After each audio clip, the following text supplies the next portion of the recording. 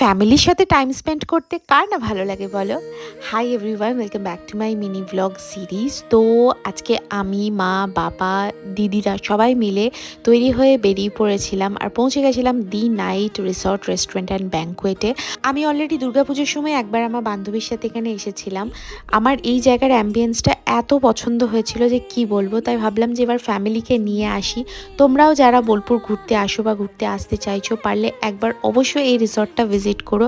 I am sure তোমাদের ভালোই লাগবে। তো বেসিক্যালি আমাদের ফ্যামিলি লাঞ্চ প্ল্যান ছিল, তো সেই জন্যই এখানে আসার। আমি এখানে এসে অর্ডার করেছিলাম chicken soup, fish finger, tandoori chicken and sweet lime soda. আর আমার মা বাবা নর্মাল বাঙালিদের মতন ভাত, ডাল, আলু পোস্ত, চিকেন। প্রতিটা রান্নার টেস্টই ভীষণ ভালো ছিল এবং খাওয়া দাওয়ার পর আমি আর আমার বোনজি প্রচুর দোলনায় দুলেছি অ্যান্ড ভিডিওস বানিয়েছি। তারপর সবাই মিলে একটু গল্প টল্প করে বাড়ি।